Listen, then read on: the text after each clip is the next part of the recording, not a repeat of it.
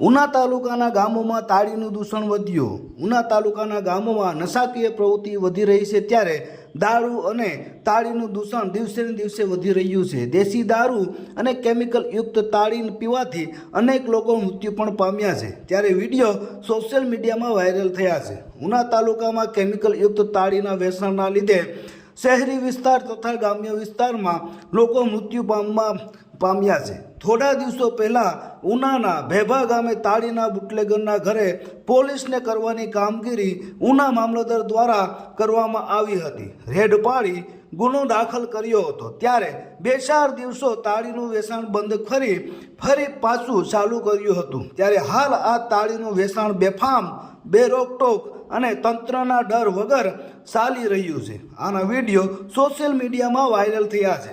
હવે જોવું એ રહ્યું કે તંત્ર દ્વારા આ દૂષણને રોકી તાળીના બુટલેગરો સામે ફરિયાદ થશે, તાળીનું વેચાણ બંધ થશે કે પછી જે રીતે હપ્તા સિસ્ટમથી જે અત્યારે તંત્ર કામગીરી કરી રહી છે તે રીતે આ દૂષણ વધતું રહેશે અને આ સિસ્ટમ ચાલુ રહેશે। નમસ્કાર।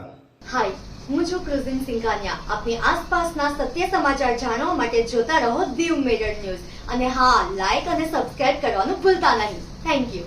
હેલો, નમસ્કાર, જય શ્રી કૃષ્ણ। હું છું તમારો પ્રિય ખજૂરભાઈ। તમામ ગુજરાતીઓને કહીશ કે સરસ મજાનું ન્યૂઝ એવું કે દીવ મિરર ન્યૂઝને જોતા રહેજો। જય માતાજી, જય શ્રી કૃષ્ણ।